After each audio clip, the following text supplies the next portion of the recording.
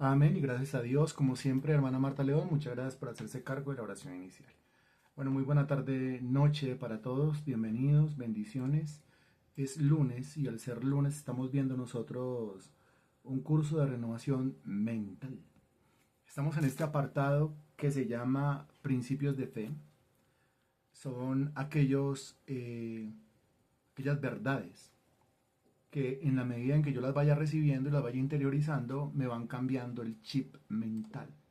Al cambiarme el chip mental se produce la renovación del entendimiento o la renovación de la mente, como ya lo hemos estudiado, y por lo tanto se da la renovación de la conducta, como también lo hemos estudiado. Yo no cambio porque lo primero que tiene que cambiar en mí es mi forma de pensar. Mi entorno no cambia porque lo primero que tiene que cambiar en mí es mi forma de pensar.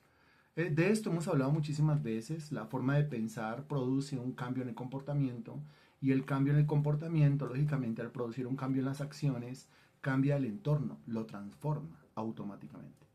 Entonces tenemos que ir al origen del asunto, o sea, a la raíz del árbol, y la raíz del árbol es el entendimiento, la raíz del árbol es la mente, la raíz del árbol es lo que yo tengo dentro del cerebro. Ahí es donde se hace el asunto y eso es lo que estamos nosotros en esa tarea es que estamos nosotros concentrados y a esa tarea es que nos comprometemos a analizarla bien, entenderla bien y sobre todo practicarla bien. Ok, principio de fe número 13, ¿me recuerda el nombre? Ya lo vimos. Principio de fe número 13, ahí en el chat, por favor, póngalo. Gracias. Y el principio de fe número 13 dice así. ¿Cómo dice?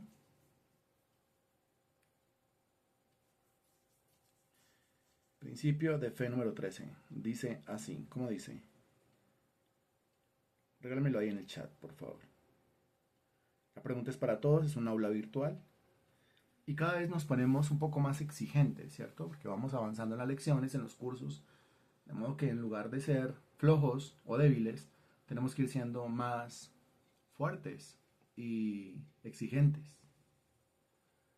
Bien, exactamente así. La fe es defensiva y la fe es ofensiva. Eso lo vimos hace 8 días. Listo. Ok. La misma fe, ¿no? Sirve como escudo y la misma fe sirve como espada. Es la misma fe. Así tal cual. Principio de fe número 14. Se lo voy a dictar. Principio de fe número 14. Y el principio de fe número 14 dice así. Le voy a dar el título de una vez. La mayoría de las veces vamos a las citas bíblicas y hacemos la exposición y usted lo va descubriendo, pero esta vez se lo voy a dar de entrada. Para que sepa de qué le va a hablar el Señor. Principio de fe número 14. Fe no es emoción. Así tal cual.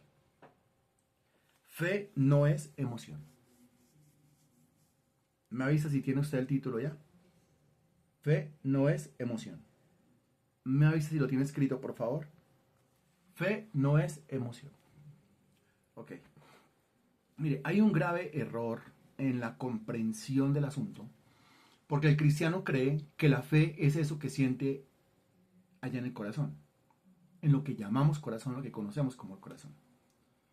De modo que el cristiano se mueve con base en sus sentimientos, con base en las emociones, con base en lo que siente, con base en su estado de ánimo.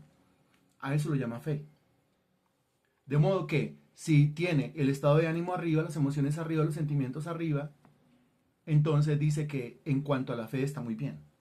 Pero si tiene un bajón en las emociones, un bajón en los sentimientos, un bajón en el estado de ánimo, entonces dice que la fe está mal.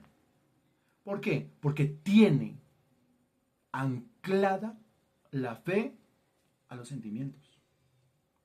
Tiene anclada la fe al corazón, tiene anclada la fe a la emoción. Confunde fe con emoción, confunde fe con emociones, confunde fe con sentimientos, confunde fe con estado de ánimo. Y resulta que mire lo que estamos diciendo acá, fe no es emoción. Por lo tanto, fe no es sentimientos. Por lo tanto, fe no es estado de ánimo. Le acabo de decir tres. Fe no es emoción, fe no es sentimientos, fe no es estado de ánimo. De eso tenemos que hablar hoy, de esto hemos hablado ya muchísimas veces. pero tenemos que volverlo a hablar para ponerlo ahí como principio de fenómeno 14. Ahora, analícelo usted de entrada, en esta parte introductoria del asunto, analícelo usted si en usted se da esa equivocación. Es decir, usted considera que fe es lo que usted siente, fe es una emoción, fe es su estado de ánimo. ¿Cómo está hoy? Ay, le dicen a uno los cristianos lo siguiente, mire, lo siguiente, présteme atención a lo que le estoy diciendo. Uno le pregunta a los cristianos cómo están, ellos responden de la siguiente manera, diciendo, ¿quiere que le diga la verdad o le hablo en fe?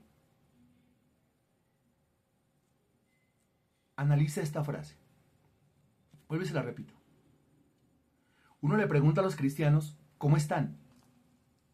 Ellos responden, ¿quiere que le diga la verdad o le hablo en fe? Usted tiene que regalarme un análisis de lo que le estoy diciendo. Un análisis concreto. Escriba algo concreto, escriba algo contundente, por favor. No escriba por escribir. Uno le pregunta a los cristianos, ¿cómo están? Y ellos responden, ¿quiere que le diga la verdad o le hablo en fe? ¿Cómo lo analiza usted? Yo ya le hice mi análisis, pero me gustaría escucharlo. Vamos a leer lo concreto. Vamos a leer lo puntual. Vamos a leer lo que sirva para la edificación. Vamos a leer a quien no está escribiendo por escribir. A quien está escribiendo desde el entendimiento, desde la comprensión, desde el discernimiento. Escriba, por favor. Se lo acabo de decir 3 veces. Escriba, por favor. Gracias. Muy buena noche, don Héctor.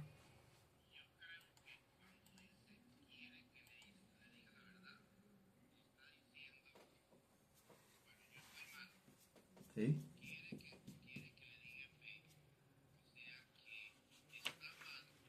¿Sí?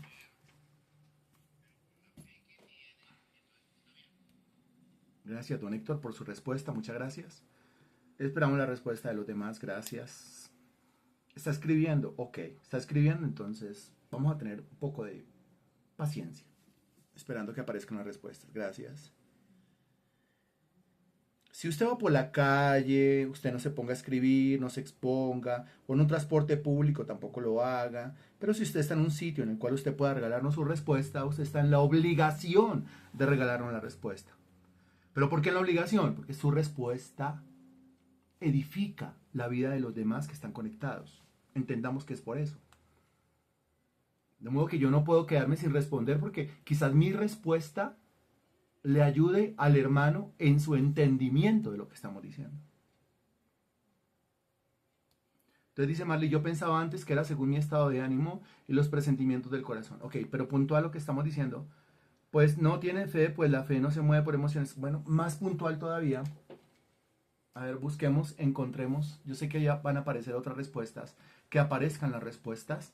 Entonces preguntemos, ¿dónde está la respuesta de Cecilia? ¿Dónde está la respuesta de Denise? La respuesta de Juan Esteban, la respuesta de Marta León, la respuesta de Diva, de Marley, de Natalia, de Magda, de Henry, de Zoila, la respuesta de Liliana, la respuesta de María Sánchez, la respuesta de Germán, que se acaba de conectar, también la respuesta de todos, por favor. A ver, dice, pues no debería ser así, porque si está en Cristo como nueva criatura, a pesar de estar en situaciones difíciles, su fe debe estar firme sin titubear, responder, sí, estoy muy bien. Denis dice que la verdad es que está mal, pero en fe es decir que no es la verdad. Pero dice que está bien eso de acuerdo a la frase. Ok. Mire, aquí Denis acaba de tocar el punto neurálgico del asunto. A ver, analice la frase. Es que todo hay que analizarlo en la vida. Porque si la respuesta es, ¿quiere que le diga la verdad o le hablo en fe? A ver qué dice Liliana, a ver si cayó en cuenta. Cuando dice quiere que le diga la verdad, está hablando como se siente y se refiere a la fe como si fuera... Ahí está. Excelente, Liliana. Y excelente, Denis. Muy bien. Ese es el asunto. El asunto es que el individuo dice, ¿quiere que le diga la verdad o le hablo en fe? O sea que para el individuo, la fe no es la verdad. Si analiza la respuesta que dan muchos cristianos, otra vez la repito. Mire, por eso el apóstol Pablo repetía tanto y por eso el apóstol Pedro repetía tanto. Tanto Pablo como Pedro dijeron lo siguiente: es necesario que les vuelva a exhortar con las mismas palabras. ¿Y por qué con las mismas palabras? Porque la repetición de la repetidera. Porque cuando se le repite a uno capta, uno entiende. Si usted no tiene el problema ese de que hay que repetir las cosas más de una vez para que usted entienda, dele gracias a Dios. Pero la mayoría de nosotros necesitamos que se nos digan las cosas 1, 2, 3, 4, 10, 100, 1000 veces para captarla.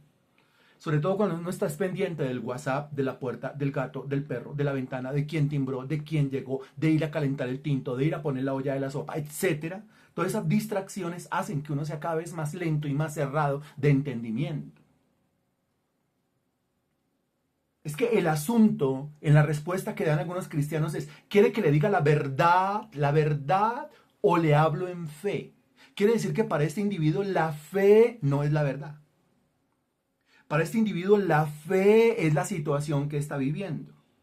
Y esa verdad la está dictando su emoción, su sentimiento o su estado de ánimo. Para él, lo que le dice su emoción es la verdad. Para él, lo que le dice su sentimiento es la verdad. Para él, lo que le dice su estado de ánimo es la verdad. Y para él, la fe, entonces, es lo contrario a la verdad. Y lo contrario a la verdad es la mentira. Y recuerde que la fe es por el oír la palabra de Dios. O sea que para él la fe es mentira. Para él la palabra de Dios es mentira. La verdad es lo que está sintiendo. La mentira es lo que dice la palabra de Dios, porque lo que se promete en la escritura no concuerda con lo que él está viviendo. Es terrible hablar de esa manera. Cuando usted dice, ¿quiere que le diga la verdad o hablo en fe?, usted está negando la eficacia de la palabra de Dios y usted está poniendo su corazón por encima de la promesa bíblica. O sea que responder, ¿quiere que le diga la verdad o hablo en fe?, es una cosa sumamente terrible.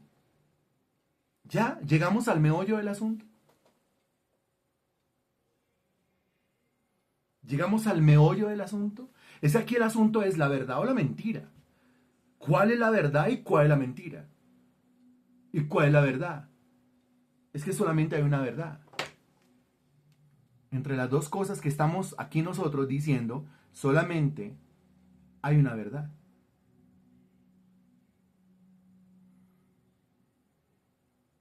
¿Cuál es esa verdad?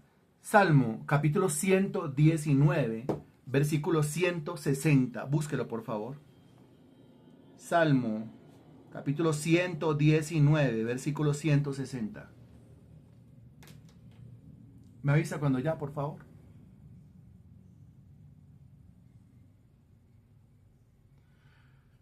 Dice este salmo en la primera frase, o sea, va hasta la coma: la suma de tu palabra es verdad.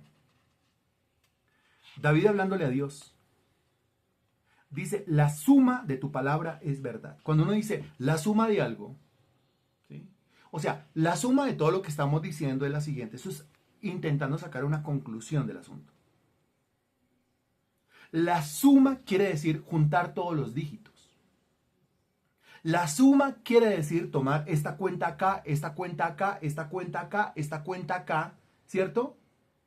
Irla añadiendo, porque una suma es precisamente añadir, irla sumando, irla añadiendo una a la otra, a la otra, a la otra, a ver cuánto es que nos da.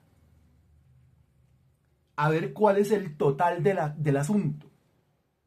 Lo mismo hizo David aquí en el Salmo capítulo 119, versículo 160. Quiere decir que él tomó la revelación bíblica, las palabras, los versículos, los capítulos, lo que Dios dijo acá, lo que Dios dijo allá, y lo fue sumando, y lo fue anexando, y lo fue añadiendo, y lo fue agregando, y lo fue sumando, y lo fue añadiendo, y lo fue agregando, y lo fue anexando. Total, o sea, la línea abajo, suma, eche calculadora, o los dos punticos, igual a total, la verdad. la suma de tu palabra, no dice un solo versículo, no dice una sola palabra, no dice un solo capítulo, no dice un solo libro de la Biblia, dice la suma, o sea, la totalidad de las palabras que usted encuentra en la Biblia, la totalidad de los versículos que usted encuentra en la Biblia, la totalidad de los capítulos que usted encuentra en la Biblia, la totalidad de los libros de la Biblia, la totalidad de la revelación bíblica, igual la verdad.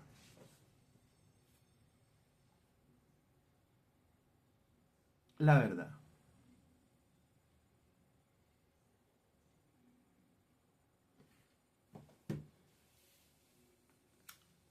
La misma operación o la misma ecuación hizo Pablo.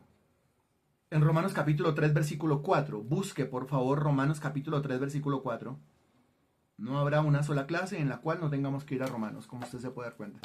Romanos capítulo 3, versículo 4. Me avisa cuando ya, por favor. Si usted me avisa ya, me está marcando el paso, me está marcando la velocidad. Gracias. Romanos capítulo 3, versículo 4 dice así. De ninguna manera, la frase que sigue sobre todo. Antes bien, sea Dios veraz y todo hombre mentiroso. Esta ya es una ecuación más completa, ¿no? Porque David alcanza a decirnos hasta dónde está la verdad. ¿Cuál es la verdad? La suma de tu palabra es verdad. Salmo 119, versículo 160.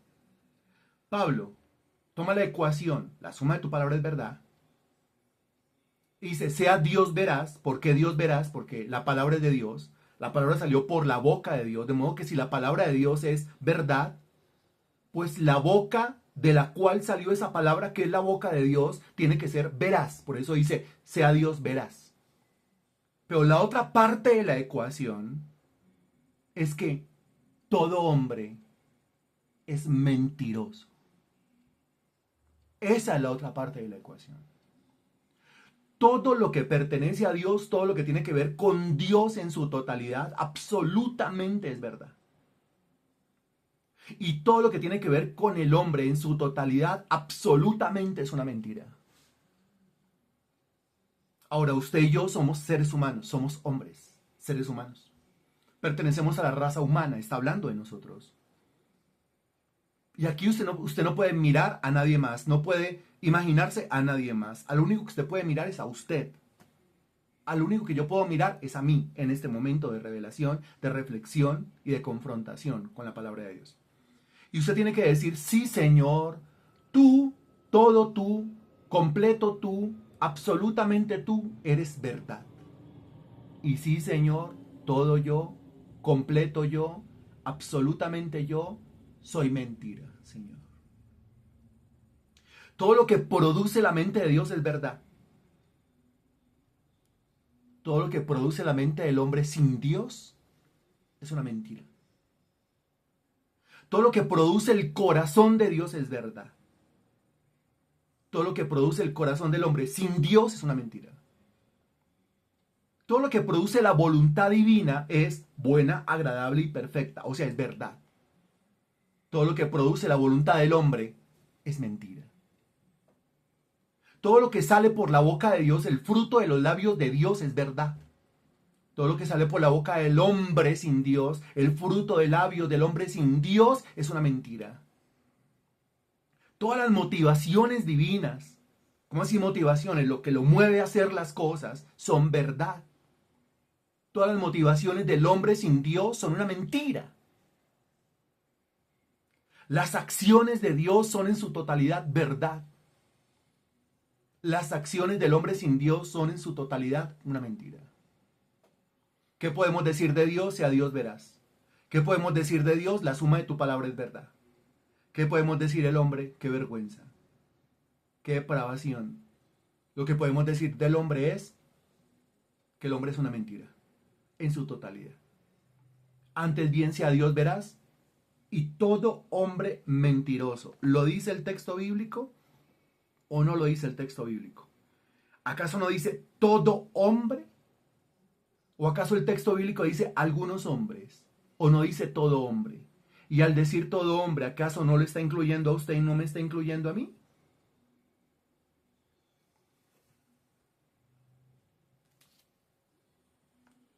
Analícelo y responda, por favor.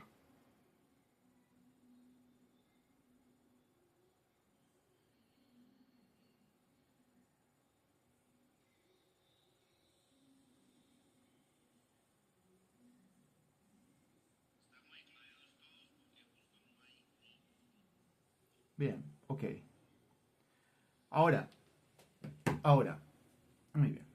Todo lo dicho, es exactamente. Si alguno llega a decir no, no estoy de acuerdo, usted no está de acuerdo con la verdad. Usted no está de acuerdo con la palabra de Dios, usted no está de acuerdo con Dios. Está negando que Dios sea verdadero. Intentando defender su propia reputación, ¿no? Yo prefiero decir, sea Dios veraz, todo hombre mentiroso y la suma de tu palabra es verdad. Yo prefiero someterme a lo que enseña la palabra de Dios. Como se puede dar cuenta, la palabra de Dios siempre y en todos los casos va a tomar al hombre y lo va a humillar. Lo va a postrar. Eso es una predicación bíblica. La predicación bíblica siempre humilla al hombre. La predicación bíblica siempre postra al hombre. Y siempre exalta a Dios e ensalza a Dios. A lo que viene después de la postración del hombre es el levantamiento del hombre o la restauración del hombre. Pero si el hombre no cae postrado, si el hombre no es humillado, no puede ser levantado, no puede ser restaurado, no puede ser prosperado.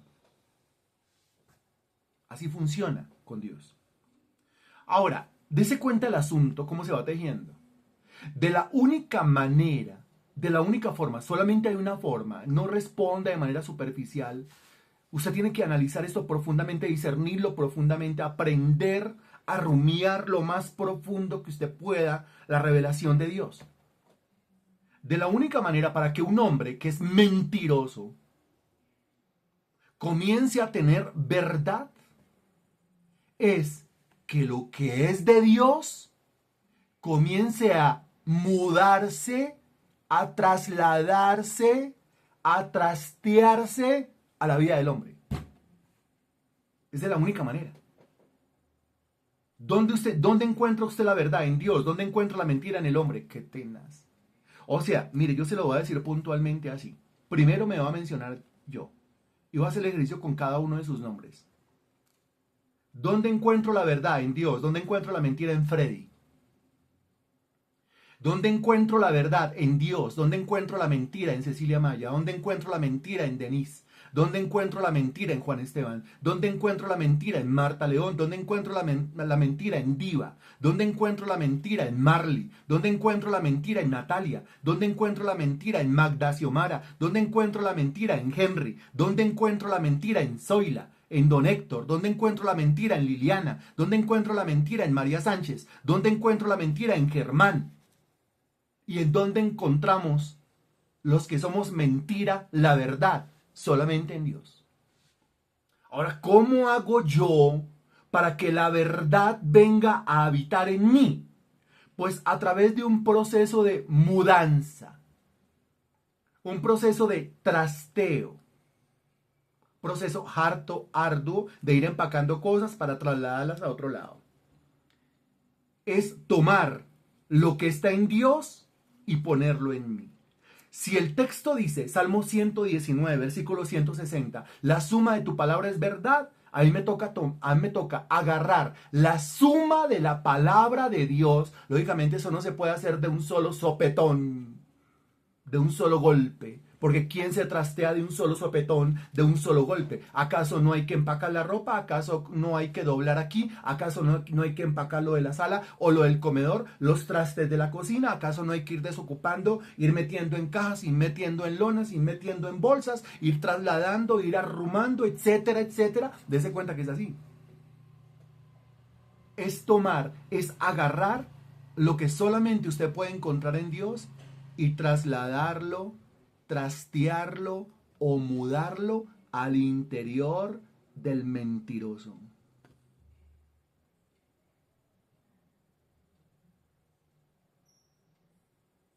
Y cuando usted traslada la verdad de Dios, que es su palabra, esa palabra engendra en el espíritu del individuo fe.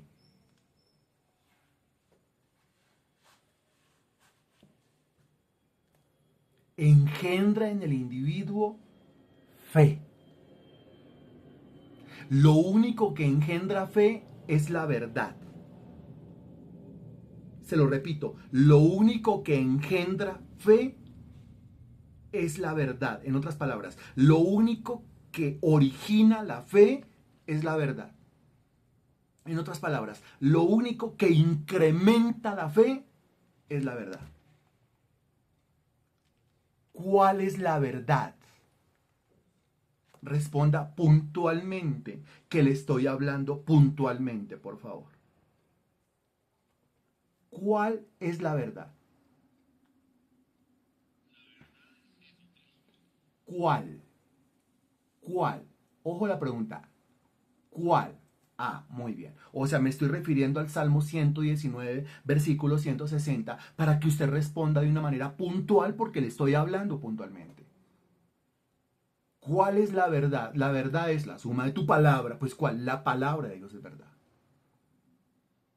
Lo mismo sería decir, responder o preguntar, ahora dígame, ¿quién es la verdad? Romanos capítulo 3, versículo 4. Ojo, Romanos 3, 4, porque es en esos dos textos bíblicos. Romanos 3, 4. ¿Quién es la verdad? ¿Quién? ¿Quién?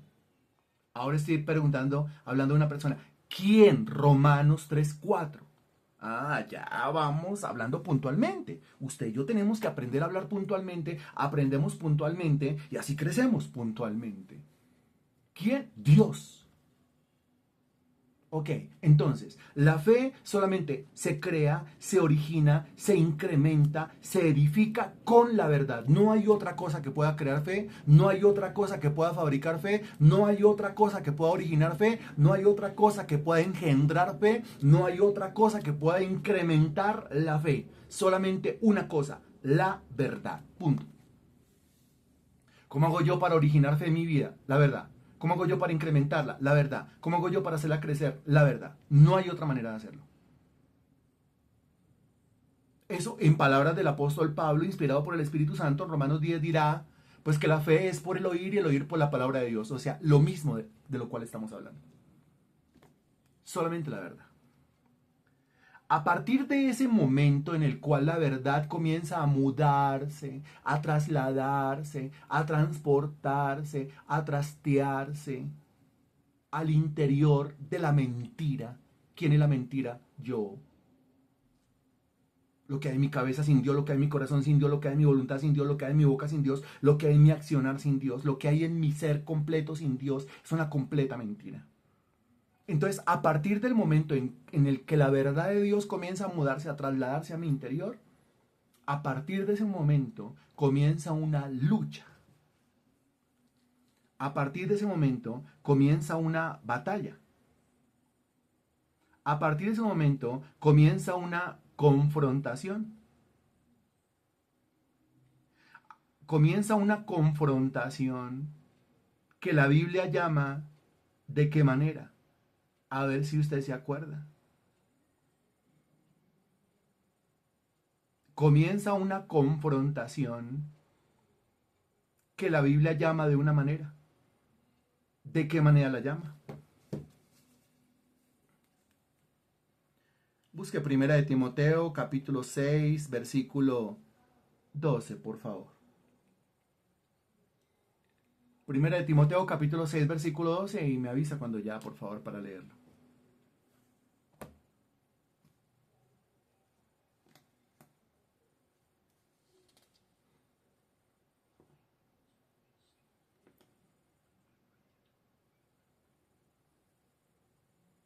Me avisa cuando ya para comenzar la lectura, ya. Entonces dice, pelea la buena batalla de la fe. Note cómo se llama, la batalla de la fe. Se repetirá en 2 de Timoteo capítulo 4 versículo 7. He peleado la buena batalla, he acabado la carrera y guardado la fe. Pero ¿cómo se llama la batalla que comienza? ¿Cuándo comienza? Cuando la verdad de Dios comienza a trasladarse, mudarse, transportarse, trastearse a mi vida, al interior de la mentira. Yo soy la mentira. Yo soy la mentira. Dios es la verdad.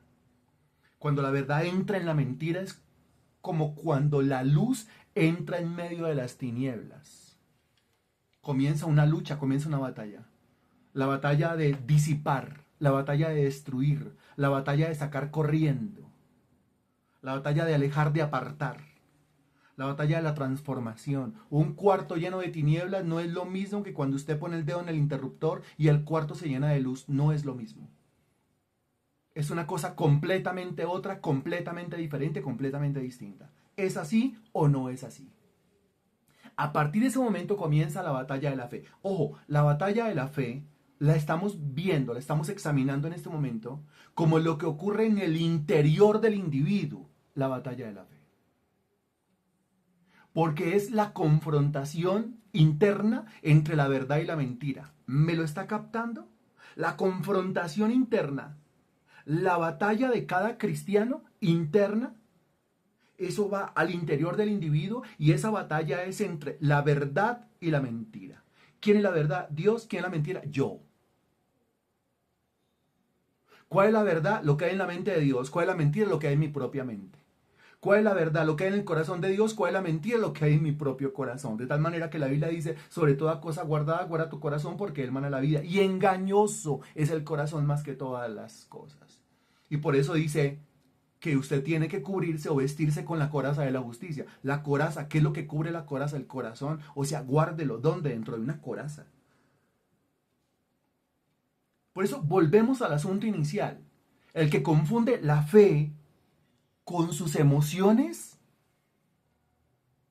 el que confunde la fe con sus sentimientos, el que confunde la fe con su propio estado de ánimo, está confundiendo la verdad con la mentira, está confundiendo la luz con las tinieblas, está confundiendo lo que sirve con lo inservible. ¿Me estoy haciendo entender? Por eso el principio de fe número 14 dice, fe no es emoción, fe no es sentimientos, fe no es estado de ánimo. ¿Por qué? Porque la fe pertenece a la verdad, mientras que mis emociones, mis sentimientos y mis estados de ánimo pertenecen a mí, o sea, pertenecen a la mentira. Muy bien, Marta León. Entonces, algunos que confunden esto tienen es un revuelto allá adentro. No logran discernir. Usted se va a dar cuenta que la batalla de la fe consiste en lo siguiente. Dios está diciendo algo en su palabra e inmediatamente su mente, su corazón y su estado de ánimo y su boca y sus acciones comienzan a contradecir lo que dice la palabra de Dios.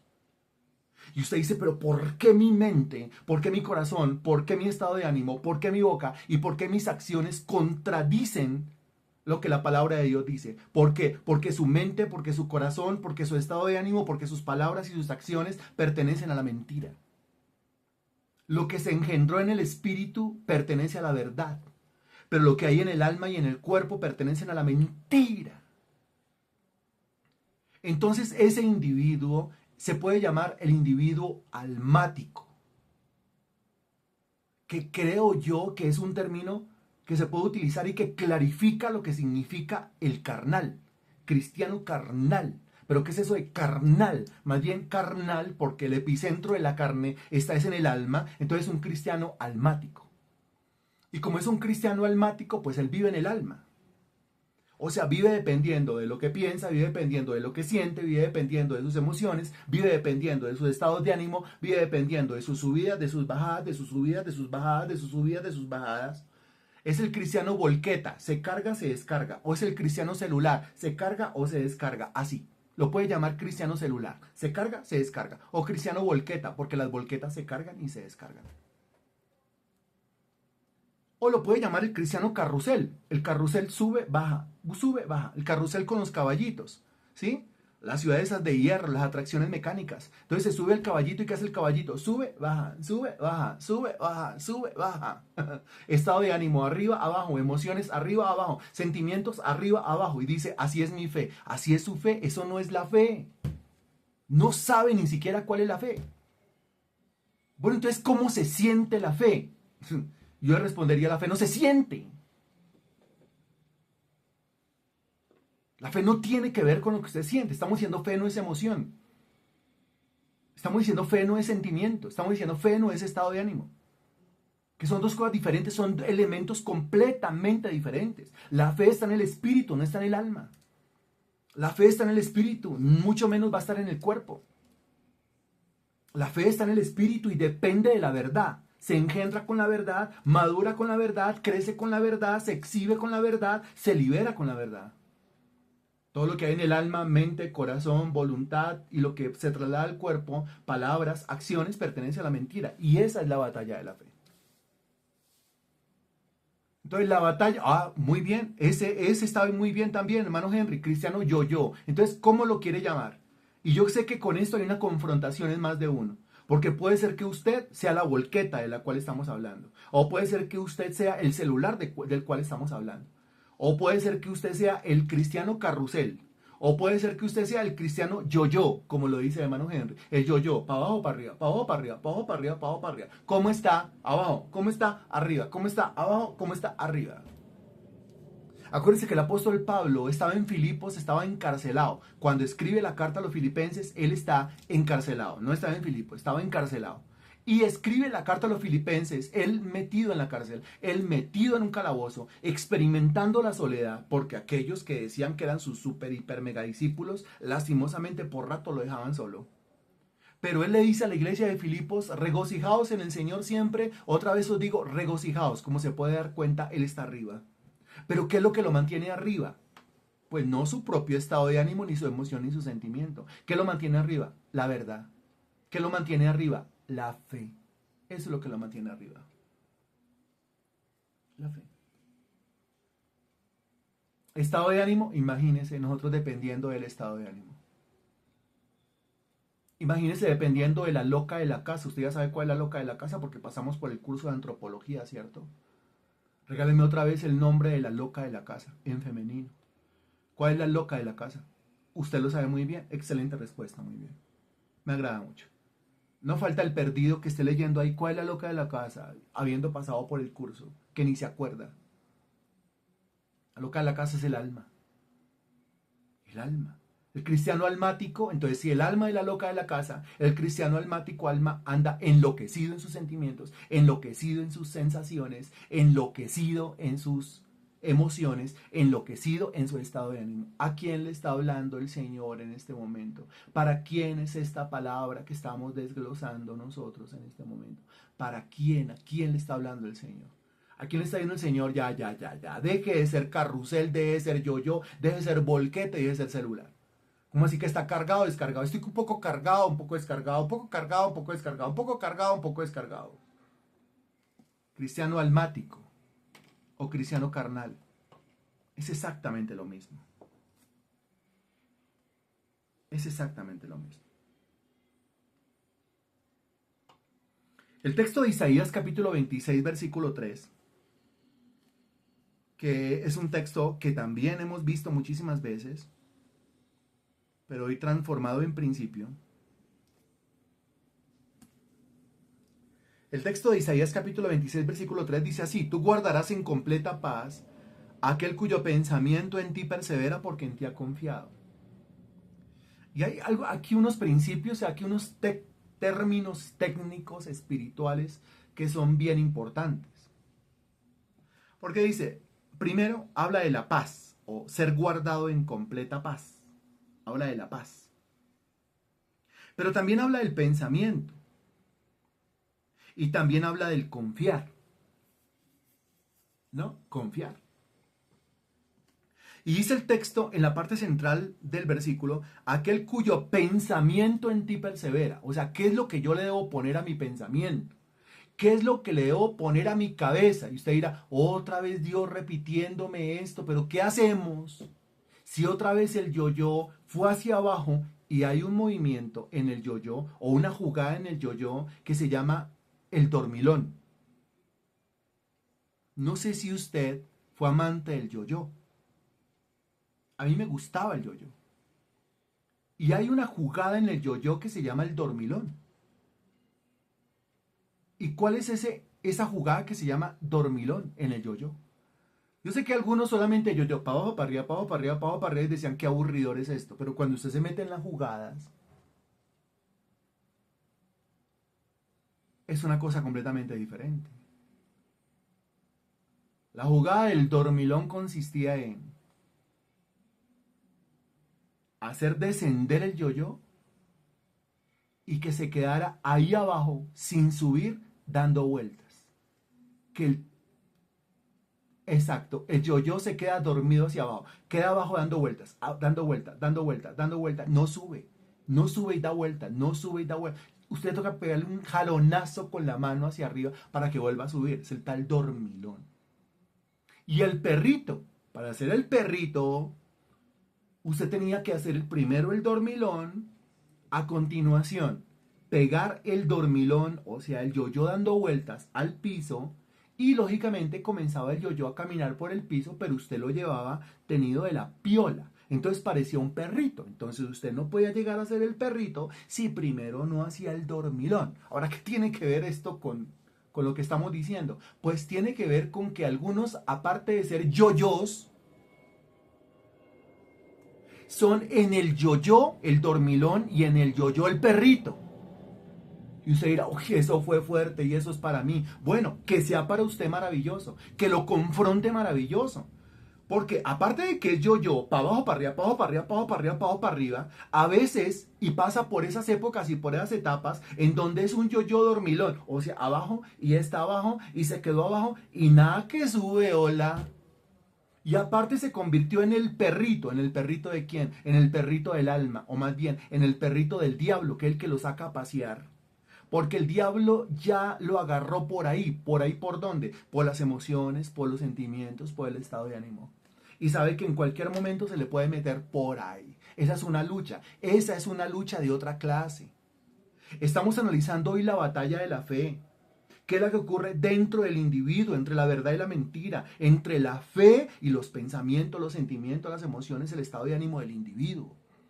La otra lucha es, no tenemos lucha contra carne y sangre, sino contra espíritu. La otra lucha es espiritual. ¿Por qué llama espiritual? Porque es contra espíritus. Pero esa no ocurre en el interior del individuo. Esa ocurre afuera. El tema es que los que están afuera, o sea, los demonios, lo analizan a usted y se dan cuenta que usted es una persona emocional, sentimental, que depende del estado de ánimo, que es como un yo-yo, dormilón, perrito, o que es como una volqueta, o que es como un celular, o que es como un carrusel, para arriba, para abajo, para arriba, para abajo, o que es como el pito de una olla express, para arriba, para abajo, para arriba, para abajo, ¿sí? Y entonces los demonios lo analizan y dicen, ah, ya, a este no es sino tocarle los sentimientos, tocarle las emociones, y lo tenemos convertido en un completo inútil, convertido en un completo pelele, de modo que nunca va a crecer espiritualmente, nunca va a rendir en la fe, porque no sabe, no discierne, confunde, mezcla la fe con los sentimientos, con las emociones y con su estado de ánimo. ¿Me estoy haciendo entender?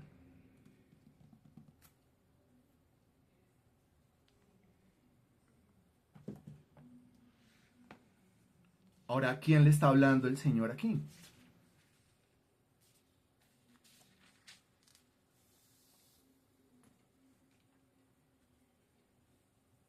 ¿Para quién era esta palabra entonces? ¿Para quién era esta clase entonces? ¿Quién ha estado últimamente batallando con su estado de ánimo, con sus emociones, con sus sentimientos, con su propio corazón? Y su corazón le ha hecho sentir como que Dios no lo quiere, como que no está con usted, como que ya no hay propósito, como que ya no hay plan, como que usted está solo, como que Dios lo abandonó, como que Dios lo dejó, como que bla, bla, bla, bla, bla, bla, confundiendo la fe con los sentimientos, las emociones y el estado de ánimo. Ok.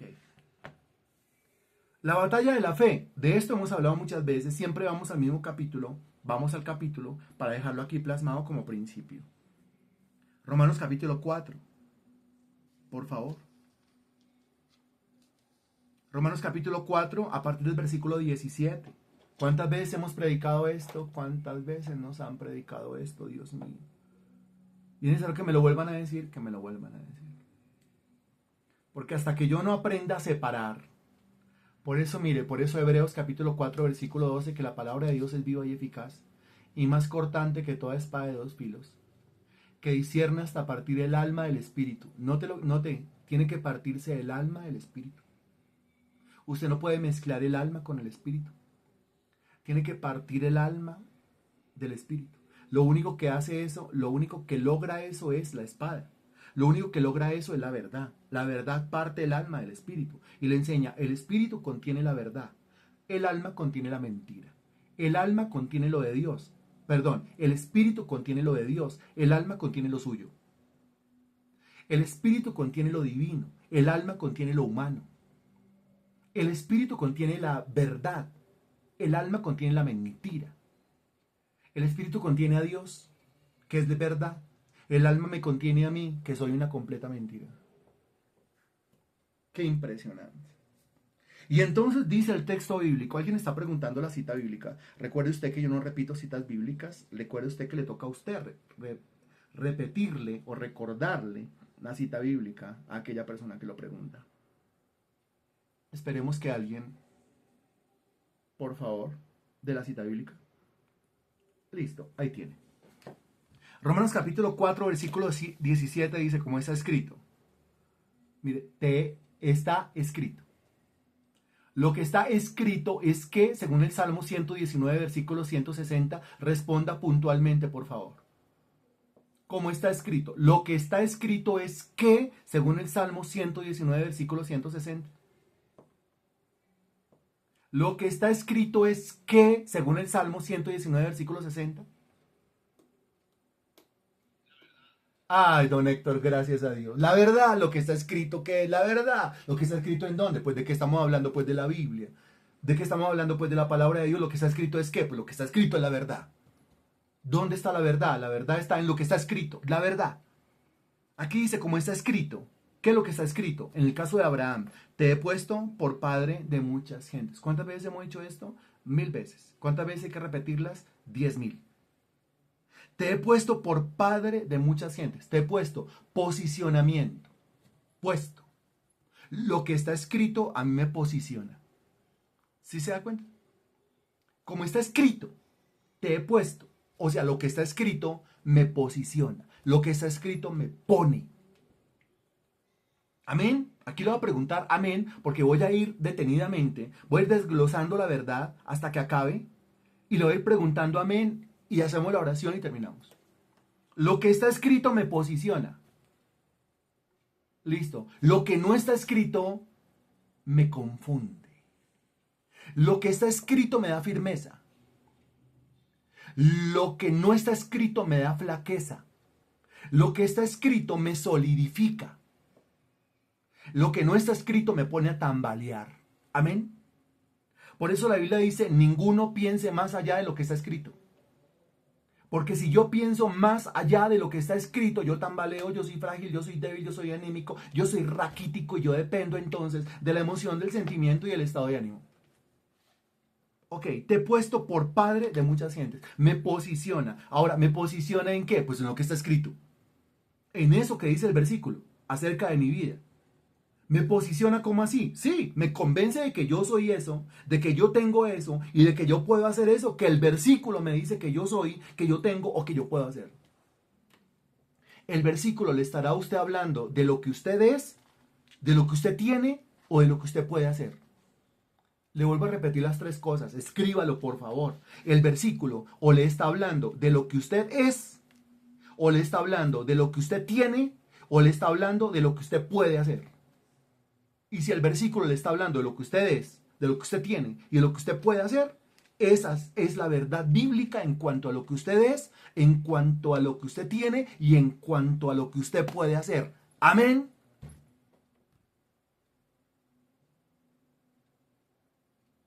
Muy bien. Ok. Entonces me posiciona el versículo en cuanto a lo que soy, en cuanto a lo que tengo y en cuanto a lo que puedo hacer. Tome nota, por favor. Tome nota. Te he puesto por padre de muchas gentes, mira lo que dice, delante de Dios. Obvio, es de acuerdo o conforme a la óptica o a la perspectiva divina. Cuando usted se mira a la luz del versículo, usted se está mirando desde los ojos de Dios. De esta manera se lo especifico. Cuando usted se mira a la luz del versículo, es como si usted mirara con las córneas divinas. Cuando usted se mira a la luz del versículo, usted se está viendo como Dios lo ve. Amén. Cuando usted se mira a la luz del versículo en esas tres dimensiones, lo que es, lo que tiene y lo que puede hacer, usted se está viendo como Dios lo ve. Usted está mirando con las córneas divinas. Usted está observándose con los ojos de Dios. Que si alguien puede ver con los ojos de Dios, sí, usted. ¿Cuándo qué? Cuando se ve a la luz de lo que enseña el versículo bíblico. Amén. Ok, continuamos. Delante de Dios. A continuación, ¿qué hay que hacer? Creer. ¿En qué consiste el creer? El creer consiste en verse, asumir, actuar como tal. Si el versículo dice que usted es eso, usted es eso. Si el versículo dice usted tiene eso, usted tiene eso. Y si el versículo dice que usted puede hacer eso, pues usted puede hacer eso. Eso es creer. El creer, el entender la fe no es difícil. A quien creyó, vea lo que dice, el cual da vida a los muertos y llama a las cosas que no son como si fuesen. Aquí dice, da vida a los muertos. ¿Cómo llama a los muertos? Llamándolos. Llamándolos. Hemos examinado muchas veces la palabra llamar. Ahora, ¿usted de qué manera tiene que llamar a un muerto? A un muerto para que viva. Sea específico, sea puntual, porque estoy siendo puntual en la enseñanza, por favor. Llamar es hacer venir, ¿cierto? Liliana, la estoy llamando para que venga. Natalia, la estoy llamando para que venga. ¿De qué manera usted llama a un muerto? Para que viva. ¿Lo tiene que llamar de qué manera? ¿Lo tiene que nombrar de qué manera? ¿Lo tiene que mencionar de qué manera? ¿De qué manera lo tiene que mencionar? ¿De qué manera lo tiene que nombrar? ¿Cómo? ¿Qué? ¿Qué? ¿Qué? ¿Qué? ¿Qué? No hemos llegado al asunto. Y lo acabo de repetir. Y hablé de las tres dimensiones de un versículo. ¿Qué? ¿Qué? Ah, por ahí vas, Denise. ¿Cómo lo tiene que llamar? ¿Cómo lo tiene que nombrar? ¿Cómo lo tiene que mencionar? ¿Cómo? ¿Cómo? ¿Cómo? No. ¿Cómo? No, hay algunos que están más perdidos. ¿Cómo? ¿Cómo lo nombra? ¿Cómo? ¿Cómo lo tiene que llamar? ¿Cómo? ¿Cómo? ¿Cómo? ¿Cómo? Decimos y no decimos nada. Respondemos y no respondemos nada. ¿Cómo? Es que esto es puntual. Y el versículo dice, Dios da vida a los muertos, llama a las cosas que no son como si fuesen. Ahora, ¿cómo le da vida a un muerto? Pues llamando al muerto. ¿Pero cómo? Cuando usted dice como si ya fuera, pues ¿cómo? Y algunos responden como si no fuera. ¿Cómo así? Si el versículo dice como si ya fuera. Eso. ¡Uy! Muy bien. Entonces, mientras que usted sigue llamando al muerto, muerto, muerto, muerto, muerto, muerto, pues usted no espere vida. Usted tiene que llamar al muerto vivo, vivo, vivo, vivo, para que viva. Cuando el Señor estaba frente a la tumba de Lázaro, mandó a quitar la piedra que tapaba la entrada de la tumba. A continuación, ¿qué dice? Lázaro, ven fuera. Lo trató como qué. Le habló como a un qué. Ah, muy bien. Lo trató como a un vivo. Lo llamó como a un vivo. Habló como hablándole a un vivo. Le sigue hablando como si estuviera muerto. Ay, no, es que ese marido mío está más muerto. Ah, seguirá muerto. La vida se tiene que declarar. Y eso de llamar significa conversaciones en fe, declaraciones en fe, confesiones en fe. ¿Vivo? ¿Cómo le doy vida a un muerto? Diciéndole vivo. Diciéndole vivo. Diciéndole vivo entre los muertos. Diciéndole ha resucitado. Hablándole como a vivo. Hablándole como a resucitado. Hablándole como a uno que tiene la vida. No hay otra manera de hacerlo. Así es tal cual. Ahora, esto, mire, ha llegado usted al meollo del asunto. Cuando comenzamos a responder estas preguntas, al principio ni para adelante ni para atrás. Ahí quedamos estancados. ¿Por qué? Por la confusión que hay entre la fe y las emociones, la fe y los sentimientos, la fe y el estado de ánimo. Porque dirá el individuo, pero es que yo no siento que esa persona esté viva. Es que no se trata de sentir. Es que mi estado de ánimo no me da para pensar que esa persona esté viva. Es que no tiene que ver con el estado de ánimo. Es que mis emociones no, es que sus emociones no tienen que concordar con la fe, ni su sentimiento, ni su estado de ánimo. Se trata es exactamente de eso. Ver las cosas que no son como si fuesen. Ver en fe. ¿Qué le va a decir la mente? Loco. ¿Qué le va a decir el corazón? Loco. ¿Qué le va a decir la boca? Loco. ¿Qué le va a decir el estado de ánimo? Loco. ¿Por qué? Porque lo que hay en el espíritu es incomprendido por lo que hay en el alma. El alma ve lo que hay en el espíritu como una locura completa. Ver las cosas que no son como si fuesen, sí. Ver en fe. Si la Biblia dice que usted es, usted es. Si la Biblia dice que usted tiene, usted tiene. Si la Biblia dice que usted puede hacer, usted puede hacer. Aunque el corazón le esté diciendo que no siente que sea así. Usted le responderá a su corazón diciendo, el que sienta o no sienta, nada tiene que ver. La palabra de Dios es espada de dos filos que discierne hasta partir el alma del espíritu. En su vida una cosa tiene que estar bien partida. En su vida una cosa tiene que estar bien separada. En su vida una cosa tiene que estar bien discernida. En Jeremías se le dice que usted tiene que separar lo precioso de lo vil. Lo precioso es lo que está en el espíritu, lo vil es lo que está en el alma. Y eso que tiene que estar bien separado, bien dividido, bien partido en su vida es lo que está en el espíritu de lo que está en el alma.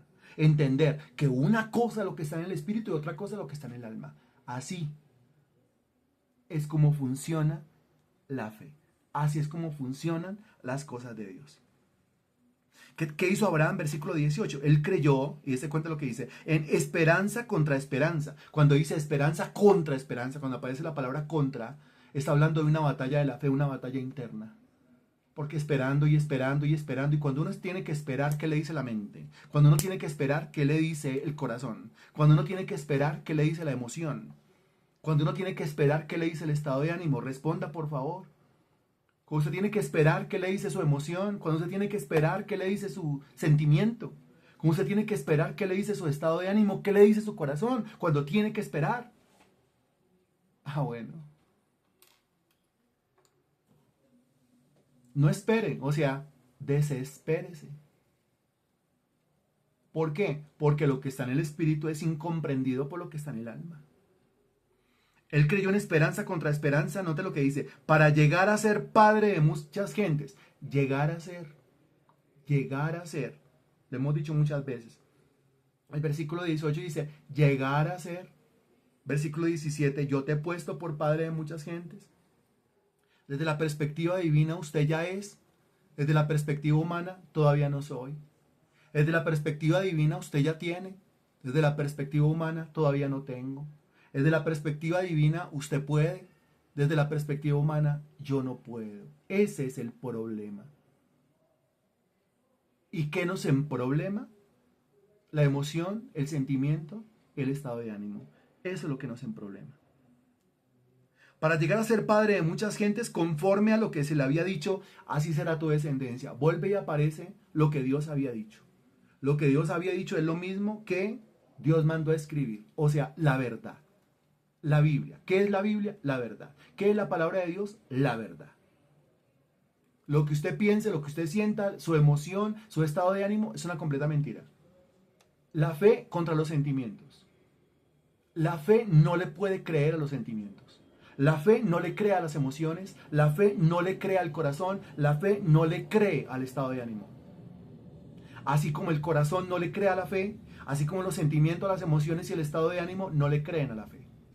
Esa es la batalla de la fe. Versículo 19. Y no se debilitó en la fe al considerar su cuerpo. Dese cuenta. La palabra considerar, que usted ya sabe que significa analizar detenidamente. Y dice, no consideró más su propio cuerpo. Porque si considera su propio cuerpo, lo está considerando ¿con qué? Lo está considerando con su corazón, con su emoción, con su sentimiento, con su estado de ánimo. Si sigue considerando su cuerpo, que se dirá a continuación, siendo de casi 100 años, que estaba ya como muerto, pues entonces su corazón, su sentimiento, su emoción y su estado de ánimo le va a decir, usted no es. usted no tiene y usted no puede.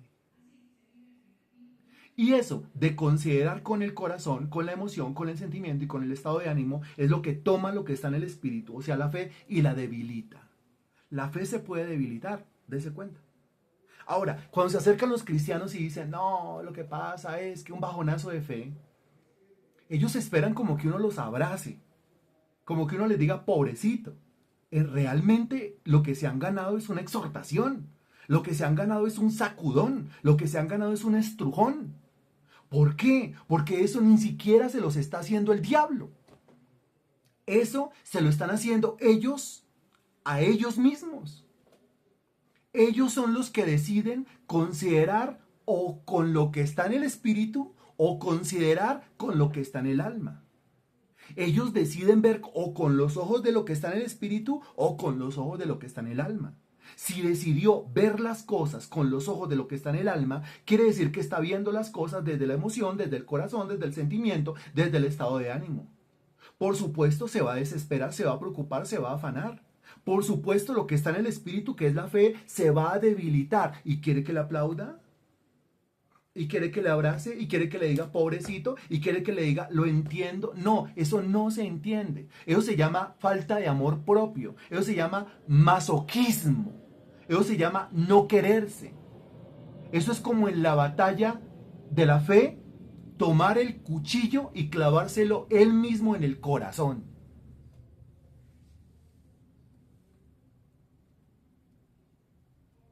Otra cosa que no tenía que considerar era la esterilidad de la matriz de Sara. Ella tenía 90 años. Si la ve desde el corazón, el sentimiento, la emoción, el estado de ánimo, nada que hacer. Ella tampoco es, ella tampoco tiene y ella tampoco puede. Entonces somos dos viejos decrépitos que no somos, dos viejos decrépitos que no tenemos y dos viejos decrépitos que no podemos. Entonces, si no somos, no tenemos y no podemos, tenemos la lápida pegada al espinazo.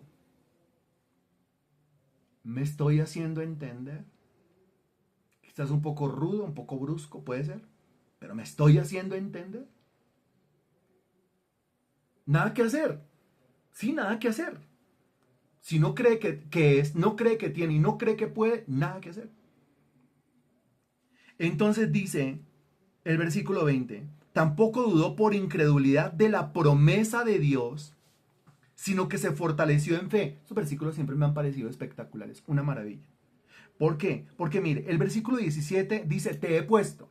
El versículo 18 dice, llegar a ser. Llegar a ser, ¿cómo así? Te he puesto, claro, te he puesto desde los ojos de Dios, o sea, desde lo que dice el versículo. Llegar a ser desde los ojos del hombre. Te he puesto desde el espíritu. Llegar a ser desde el alma. Te he puesto desde la fe. Llegar a ser desde el corazón. Y usted decide en cuál de los dos ámbitos, escenarios o dimensiones, espíritu o alma, se quiere mover. Pero al mismo tiempo, es que el versículo 19 habla de cómo debilitar la fe. Pero también el versículo 20 habla de cómo fortalecer la fe. Porque dice, tampoco dudó por incredulidad de la promesa de Dios, sino que se fortaleció en fe dando gloria a Dios. Entonces, ¿cómo se fortalece uno? Se fortalece uno considerando desde lo que tiene en el espíritu. Considerando, y ahí dice claramente en el versículo 20, la promesa, muy bien Denise, la promesa de Dios. O sea, la verdad. La fe se fortalece cuando usted considera la verdad. La fe se debilita cuando usted considera la mentira. La verdad es lo que está escrito. La mentira es lo que le dice su corazón. La mentira es lo que le dicen sus sentimientos. La mentira es lo que le dicen sus emociones. La mentira es lo que le dicta su estado de ánimo. Espero yo esté siendo lo suficientemente claro. Se fortaleció en fe y a continuación dice, dando gloria a Dios. Dando gloria a Dios, gloria a Dios, gloria a Dios. Ni siquiera dice pidiéndole cosas a Dios, ojo. Ni siquiera dice pidiéndole cosas a Dios, ojo. Ni siquiera dice pidiéndole cosas a Dios, ojo. Ni siquiera dice pidiéndole cosas a Dios. Dice dando gloria a Dios, gloria a Dios. O sea, dando por hecho que ya era, dando por hecho que ya tenía y dando por hecho que ya podía. Dando por hecho que yo soy, dando por hecho que ya tengo y dando por hecho que sí puedo. No pidiendo, Señor, hazme esto, o no pidiendo, Señor, dame esto, o no pidiendo, Señor, que yo pueda hacer esto, sino dando por hecho, dando gloria, dando gracias, porque soy, porque tengo y porque puedo. Y eso solamente se hace desde el espíritu, cuando considera la verdad y deja de considerar la mentira. La verdad de Dios es la fe, la palabra, la promesa, lo dicho por Dios, lo que está escrito. Esa es la verdad. La mentira es lo que está en su corazón, sus emociones, sus sentimientos, su estado de ánimo. Esa es la mentira. Y usted decide en cuál de los dos escenarios se mueve. Y este fue el principio de fe número 14. Fe no es emoción, ni sentimiento, ni estado de ánimo. Bendito Dios, alabado sea tu nombre. Gracias por tu palabra dicha hoy, por tu palabra predicada hoy, Señor Dios. Gracias por la claridad, la puntualidad con la cual me hablas. Gracias, bendito Señor, por ayudarme a crecer, a madurar, a desarrollarme espiritualmente, a desarrollar mi fe, Señor Dios. Por ayudarme a entender que una cosa es el espíritu, otra cosa es el alma y que eso tiene que estar bien separado, Señor Dios. Eso es como el agua y el aceite, no se mezclan, no se juntan, Señor. Eso es un yugo completamente desigual, el espíritu y el alma. Toma el control, Señor Dios. Renueva mi entendimiento, renueva mi mente. Hazme otro, hazme distinto. Ayúdame a enseñarlo, ayúdame a transmitirlo, ayúdame a vivirlo. Ayúdame para que esta verdad, Señor Dios, ilumine a todos los hombres. Para que esta luz, mi Dios, ilumine a todos los hombres. En tus manos entrego, Señor Dios, esta palabra, esta clase, esta enseñanza. Y te pido, Señor, que a través de mi boca y a través de mis dedos compartiendo estos enlaces, yo pueda, Señor Dios, ser un instrumento para que tu palabra corra y sea glorificada. Oramos, Señor Dios, rogamos por el congreso del sábado, del domingo, pero también, Señor Dios, por toda la preparación, todo lo previo a ese congreso, por el dinero que no se ha recogido todavía, mi Dios, oramos. Por el aporte económico, la generosidad que tiene que aparecer, Señor Dios, para comprar todo lo que necesitamos. Por la disposición del corazón al momento de dar, al momento de la generosidad. Por la disposición de las manos, mi Dios, para decir, bueno, me pongo la camisa, yo quiero servir, yo quiero estar en esta área, yo quiero liderar, yo quiero aportar, no solamente desde mi dinero, sino también desde mi servicio, desde mis manos. Bendito Señor para que todo salga bien. Bendito Señor, porque tuve hace un rato una reunión presencial con el pastor Diego Hernández, porque él está en una lucha terrible, tremenda para poder organizar lo del sábado, y nosotros también estamos en una lucha grande para poder organizar lo del domingo, porque no nos ha quedado fácil, Señor Dios, ni a una congregación ni a la otra congregación, porque siempre que queremos hacer algo para ti, hay un diablo, hay un demonio que se quiere atravesar, Señor Dios, y esto sí o sí lo hacemos entre todos, mi Dios bendito. Te pido que nos des recursos sobreabundante, que nos des generosidad sobreabundante, Señor, que nos des deseo de servir sobreabundante, bendito Dios, que nos des una fe gigante, una fe enorme, bendito Dios, para poderte servir, que no le hagamos caso al corazón ni a la emoción, que no le hagamos caso al estado de ánimo, que entendamos que tu palabra dice, todo lo que el hombre sembrar, eso también segará. Así yo no tenga ganas, así no tenga deseo, así no lo sienta, así no sea parte de mi estado de ánimo el sembrar. Tu palabra dice, si yo siembro, yo cosecho. Tú no puedes ser burlado. Tú te encargas de dar la cosecha. Eres el Dios de la cosecha y eres el que da semilla al que siembra y pan al que come. Alabado sea tu nombre. De esta manera entrego esta exposición en tus manos, en el nombre del Señor Jesucristo. Amén y gracias a Dios.